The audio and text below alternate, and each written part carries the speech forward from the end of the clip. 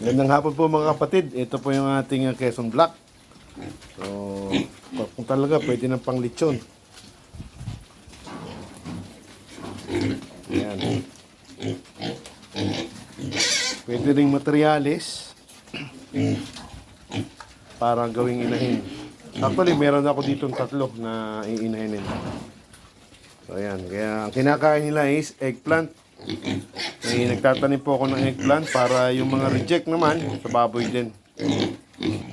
So, magaganda na yung kanyang anak. Maliliit lang yung inahin pero kasi nga malaki yung bore, maganda yung kanyang mga naging piglets. Wow. Ayan na. Ang ating apat na inahinin. Uy, may sugat. So, I think baka po itong isang ito is mabenta na lang. Medyo manipis yung kanyang katawan. So, yung tatlo malalaki. So, yun ang gagawin natin inahin. So, I think may hina yung katawan ng isa. So, ma-eliminate natin siya. So, ibebenta na lang natin to itong isang ito.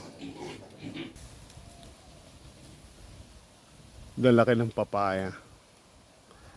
So, marami po kami ngayong papaya. Inabot ng tag-ulan. So, mga haba. So, mga 2 weeks pa. Pwede nang anihin to. So, ito yung bagong walay na 8 kasama yung tatlong medyo magulang.